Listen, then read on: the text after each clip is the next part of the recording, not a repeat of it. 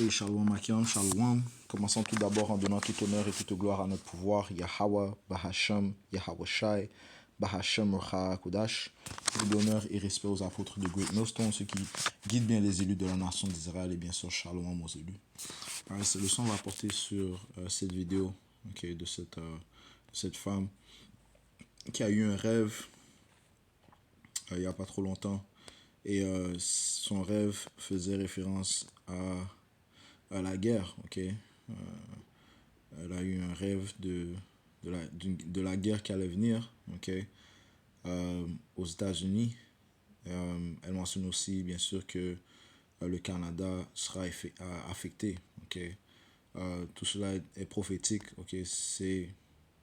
C'est la Troisième Guerre mondiale est prophétisée dans le livre du Seigneur, dans la Bible. Et le monde entier sera affecté. Pas seulement le Canada, mais le monde entier sera affecté. Elle a parlé de comment les gens ici ne vont pas s'en attendre. Ce qui est évident. Les Écritures te disent que le jour du Seigneur va venir comme un voleur dans la nuit. Et le jour du Seigneur inclut les tribulations, les fléaux, les maux, les calamités, le trouble, qui vont venir. Et la plupart des gens sont dans le sommeil. La plupart des gens dorment. On va commencer dans ce premier précepte dans le livre de 1 Thessaloniciens chapitre 5 et verset 1, ça dit ici: mais quant au temps et aux saisons, frères, vous n'avez pas besoin que je vous écrive. Pourquoi est-ce que Paul dit ça? Eh bien parce que il s'adresse aux élus. Les élus savent dans quel temps nous sommes présentement. Nous sommes dans les temps de guerre, nous sommes dans le temps des machinations des nations, nous sommes dans le temps où le Seigneur commence à visiter la planète par les jugements qu'il apporte. Et c'est rendu évident dans le temps que nous sommes par les prophéties qui se manifestent devant nos yeux. Partout où tu regardes dans les nouvelles, c'est des guerres, rumeurs de guerre. Il y avait un tremblement de terre au Népal.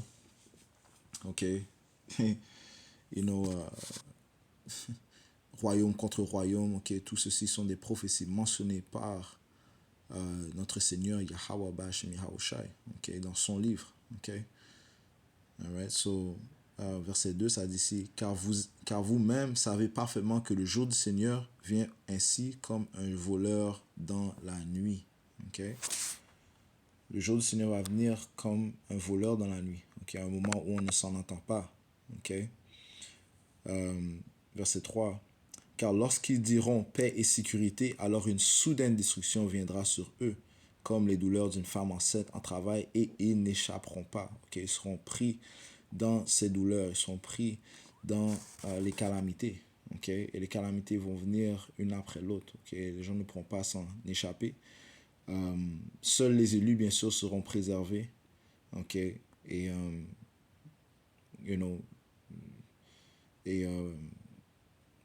c'est ce que le Seigneur a déclaré. Seuls les élus seront protégés.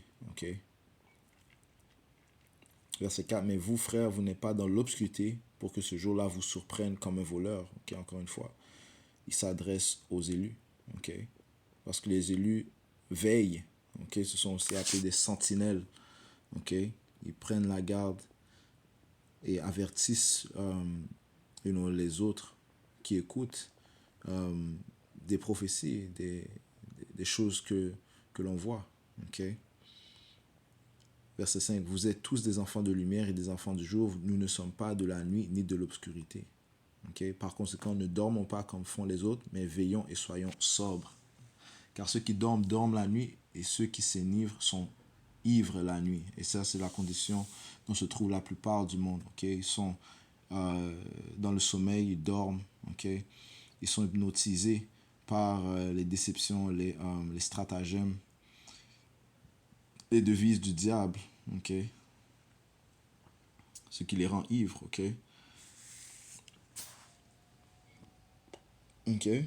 Donc, ils seront pris subitement. ils seront pris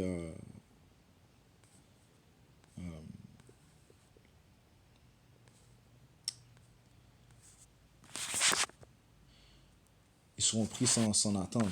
Ok. Alright, comme ça dit, ils n'échapperont pas. Ok. En ce qui concerne les optimistes élus, ok, les élus savent qu'il y a un temps pour chaque chose. Ok. Et nous sommes présentement dans le temps de guerre. Ok. Ecclésiaste 3:1, ça dit ici, à chaque chose, il y a une saison et un temps pour chaque projet sous le ciel. Ok. On va sauter au verset, verset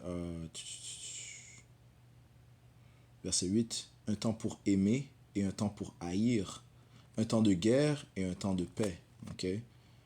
Donc, dans quelle saison sommes-nous? Ok. Et dans quel temps sommes-nous? Eh bien, nous sommes dans les temps de guerre. Et c'est rendu évident. Ok. Je parlais au frère Machaya. Il me disait comment, même les gens à son travail, ils savent que c'est évident que la troisième guerre mondiale va venir. Ok. You know. Mais quel livre a parlé des trois guerres mondiales avant même qu'elles se produisent? Ok. Qui a parlé des trois guerres mondiales avant même qu'elles se produisent? Ok. Isaïe 46:10, ça dit ici, déclarant la fin depuis le commencement. Ok. Le Seigneur a déclaré la fin depuis le commencement. Et depuis les temps anciens, les choses qui ne sont pas encore faites, disant, mon conseil tiendra et je ferai tout mon bon plaisir. Ok. Et qui est-ce qui déclare? C'est Yahweh Ba'ashim Yahushua, le Dieu d'Israël. Okay. Et il révèle ses prophéties, ses secrets à ses serviteurs, les prophètes. Okay. Qui eux le déclarent, afin que le monde sache qu'il y a un prophète parmi eux. Et ce prophète n'est pas un prophète de Baal, non, c'est un prophète de Yahweh, Ba'ashem Yahushai. Okay? Et tout cela va faire glorifier le nom de Tout-Puissant, celui qui déclare la fin dès le commencement. Isaïe 42, verset 9, ça dit, voici les choses précédentes sont arrivées. Okay? C'est que quoi? Les deux guerres mondiales sont déjà arrivées. Et je déclare de nouvelles choses. Et je vous l'ai dit avant qu'elles surgissent. Okay? Le Seigneur déclare les choses nouvelles avant qu'elles se produisent. Ok, encore une fois, Yahweh, au nom de son fils Yahushua, déclare les choses nouvelles avant qu'elles se produisent. Ok. Alright.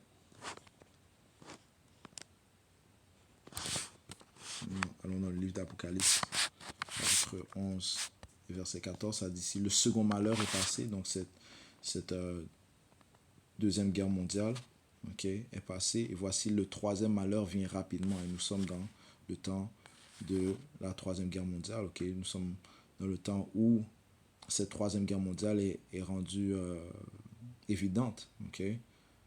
Nous n'avons pas atteint le climax, bien sûr, ok, mais hey, tout a un début, ok. Tout a un début, toute chose a un début, ok. Et éventuellement, tout grandit graduellement, ok. Et c'est ce qui se produit pour cette troisième guerre mondiale. Le troisième malheur est en train de grandir graduellement, okay, afin d'atteindre son climax.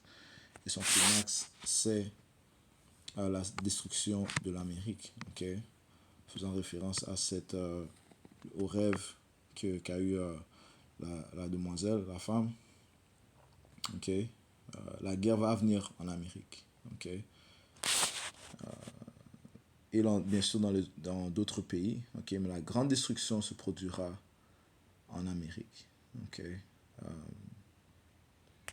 Allons dans le livre de Joël, chapitre 2, verset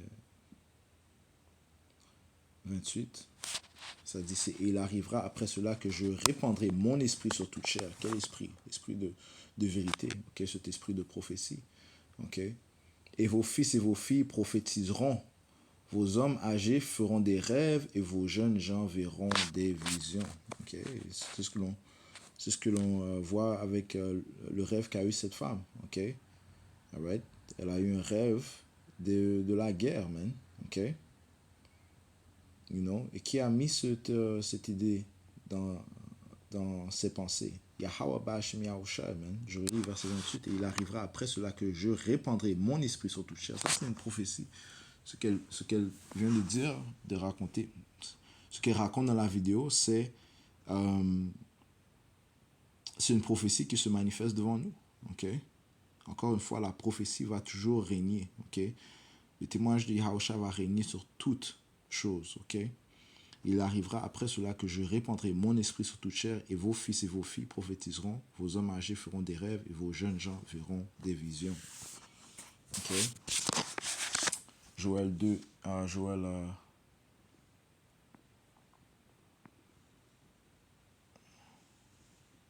2, verset 1. Sonnez de la trompette en Zion et sonnez l'alarme sur ma sainte montagne, que tous les habitants du pays tremblent, car le jour du Seigneur vient, car il est proche. Un jour d'obscurité et de tristesse, un jour de nuages et d'épaisse obscurité, comme l'aube du jour s'étend sur les montagnes, un peuple grand et puissant tel qu'il n'y en a jamais eu de semblable, et après lequel il n'y en aura plus de semblable jusqu'aux années de beaucoup de générations. Ce peuple fait référence à ces missiles nucléaires. Okay? Elle a parlé dans son rêve des grenades, okay, qui se lançaient en Amérique, mais aussi qui a atteint le Canada. Eh bien, selon moi, il s'agit de ces missiles nucléaires qui seront lancés. Okay? Est-ce que, le Canada sera touché par ces missiles nucléaires? Eh bien, les Écritures te disent que c'est l'Amérique qui sera détruite. L'Amérique est voisin au Canada. Okay? You know, elle a dit dans son rêve que le Canada a été affecté par ces grenades. Eh bien, on verra ce que le Seigneur a réservé, man. Okay? La seule chose que je peux dire, c'est que où je vis présentement à Montréal, c'est très babylonien ici, man. Okay? Très babylonien. Comme comme la plupart des nations, ont bu de la coupe de Babylone, de l'Amérique, man. Et les gens sont ivres ici, man. Okay? Donc je ne serais pas surpris si Yahweh Ba'Hashem Yahusha apporte un grand jugement, okay, un grand jugement ici, man. Ok? Vraiment, cette place a besoin d'être nettoyée. So, on laisse ça entre les mains de Yahweh Ba'Hashem Yahusha, mais, vraiment qu'il apporte une destruction aux impies ici. Et il y a beaucoup de sang qui a été versé ici, man. Ok? Il y avait de l'esclavage ici, à Montréal, à Québec. Ok? L'esclavage sur les Israélites, okay? Les soi-disant noirs, latino-amérindiens. Ok? Ok? On sait ce que les Écritures disent concernant le sang qui est versé, man. La seule manière que la terre pourrait être rendue nette, c'est que le sang de ceux qui a versé lui-même soit versé, man. Ok? Alright. Nombre 35 et 33. Ok? So, encore une fois, je ne serais pas surpris si le Seigneur apporte le jugement ici. Ok? Par le feu, je ne serais pas surpris. Ok? Mais encore une fois, la grande destruction se fera en Amérique. Okay? Ça dit ici, un peuple grand et puissant tel qu'il n'y en a jamais eu de semblable, et après lequel il n'y aura plus de semblable jusqu'aux années de beaucoup de générations. Verset 3. Un feu dévore devant lui, et derrière lui une flamme brûle avant sa venue. Le pays est comme le jardin d'Éden, et après lui, c'est un désert ravagé. Oui, et rien ne lui échappera. Okay? Parlons de la destruction, le feu que va apporter les missiles nucléaires. Okay? Les ogives des missiles nucléaires. Okay? Donc, ça montre un genre de paysage. Ça donne une vision d'un paysage où devant, c'est comme le jardin d'Éden, comme un beau paysage. Et le feu avance vers ce beau paysage. Et qu'est-ce qu'il laisse derrière? C'est juste un désert ravagé. Okay? Donc, c'est une grande destruction qui va venir, man. Okay? Et encore une fois, l'Amérique est à la front. Le Canada est pays voisin de l'Amérique. Okay? So, on verra ce que Yahweh Ba'Hashem Yahusha va faire avec le Canada. Man. Okay?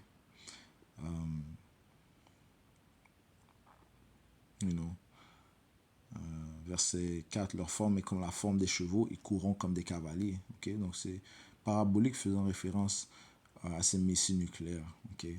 Comme dans le bruit de chariots, C'est comme le bruit de chariot quand ils sautent au sommet des montagnes, comme le bruit d'une flamme de feu qui dévore le chaume, comme un peuple puissant rangé en bataille. Devant eux, les peuples seront très angoissés. Tous les visages deviendront noirs de crainte, ok? En voyant ces missiles, man. Ok? Yo, ça va être très terrifiant, man. Ok? Ça dit même que les élus, le reste, auront peur, mais en même temps, ils vont glorifier Yahweh Ba'ashim Yahushai. Okay?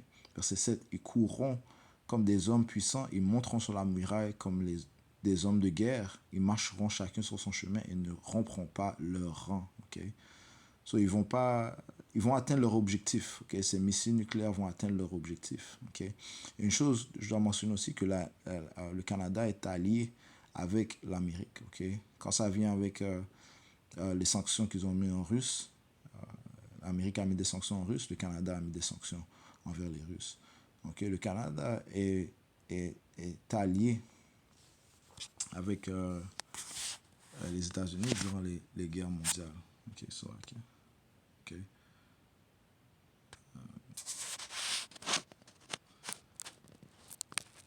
You know.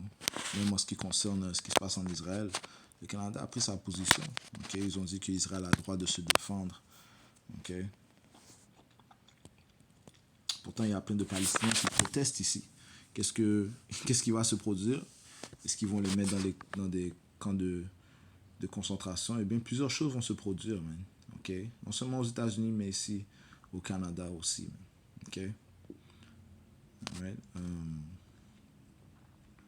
Les choses restent à voir, ok?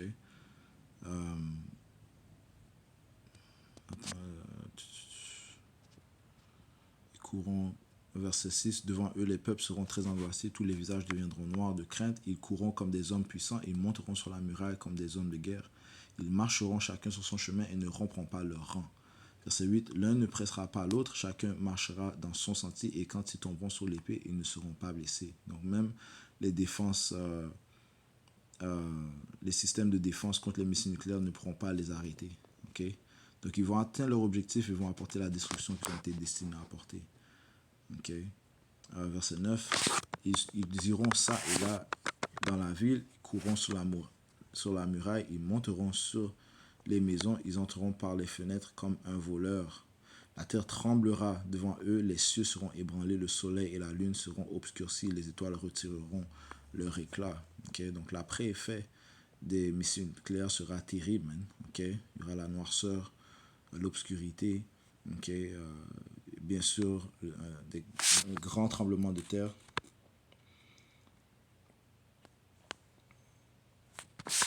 Les Écritures parlent d'un grand tremblement de terre, ce qu'il n'y en a jamais auparavant. Dans Apocalypse 16, verset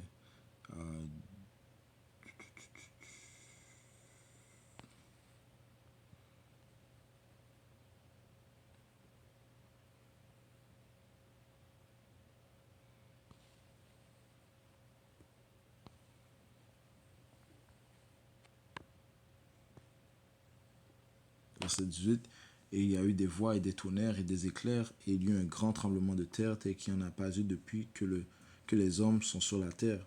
Un tremblement de terre si puissant et si grand. Okay? Ça, c'est l'après-effet des missiles nucléaires. Okay? Lorsqu'ils vont atteindre leur objectif. Okay? Et principalement en Amérique. You know? So, éventuellement, toutes les nations seront... la terre entière sera affectée. Okay? Par ces missiles nucléaires qui seront lancés. You know?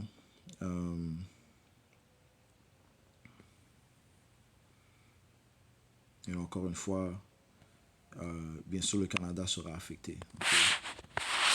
Parce que même aujourd'hui, le Canada est affecté. Les gens sont affectés par le fait que, par l'argent qu'ils investissent dans la guerre. Ok? Joël 3, et la prophétie te dit, ici Joël 3 et verset 9, ça dit, proclamer ceci parmi les gentils, les païens, préparer la guerre. Okay? Nous sommes dans ce temps de guerre. Réveiller les puissants hommes, que tous les hommes de guerre s'approchent, qu'ils montent. Okay? Donc toutes ces nations le Seigneur va les rassembler pour faire cette troisième guerre mondiale. Verset 10, ça dit, si forgez de vos socs des épées et de vos serpes des lances, que le faible dit, je suis fort. Okay? So, qu'est-ce que ça veut dire, forger de vos socs des épées et de vos serpes des lances? So, l'argent que vous possédez, vous allez l'investir dans la guerre, okay? Au lieu de l'investir sur l'agriculture, you know, you know, comment, l'agriculture ou investir sur ces,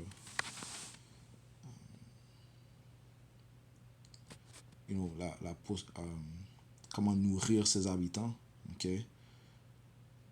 Ils vont plutôt l'investir sur la guerre, ok? Sur des munitions, des armes de guerre, ok? Forgez de vos socs des épées et de vos serpes des lances. Que le faible dise, je suis fort, ok? Que les nations faibles disent qu'ils sont forts maintenant, puisqu'ils ont ces mêmes armes puissantes que possèdent les Amériques, ok? L'Amérique, ces armes de destruction massive. Okay, verset 11, assemblez-vous et venez, vous, tous les païens, et de toutes parts réunissez-vous là, faites descendre tes hommes puissants au Seigneur. Que les païens se réveillent et montent à la vallée de Josaphat, okay, car là je siégerai pour juger tous les païens d'alentour. Okay, Josaphat, c'est la vallée du jugement de Yahweh. Okay. Prenez la fossile, car la moisson est mûre. Venez, descendez, car le pressoir est plein. Et où est la vallée de Josaphat? C'est dans le Moyen-Orient. Okay? C'est là que se déroulera cette guerre mondiale. Mais encore une fois, les missiles seront lancés d'un bout du monde à l'autre. Okay? Afin d'apporter la destruction en Amérique. Okay? Verset 13. Prenez la fossile, car la moisson est mûre. Venez, descendez, car le pressoir est plein. Les cuves regorgent, car leur méchanceté est grande. Des multitudes dans la vallée de décision, car le jour du Seigneur est proche dans la vallée de décision. Okay? So, oui, le Canada sera affecté. Okay? Le fait déjà qu'ils investissent leur argent, au lieu de l'investir sur l'agriculture, ils versent tellement d'argent sur l'Ukraine, okay?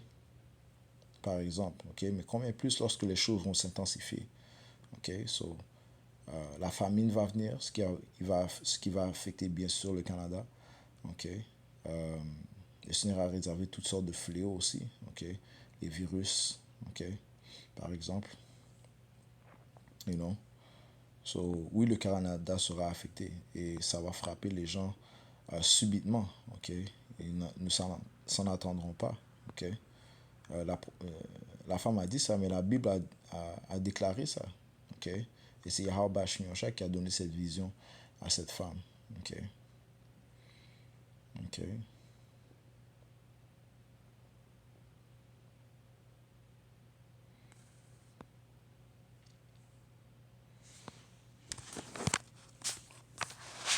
So,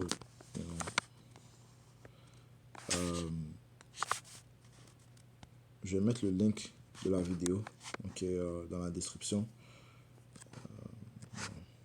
Comme ça, vous pouvez la regarder. Je conclue en donnant tout honneur, toute gloire à Yahweh, Bahashem, Yahweh Shai, Bahashem Rocha Kudash, tout honneur et respect aux apôtres de Great Millstone. Shalom aux élus.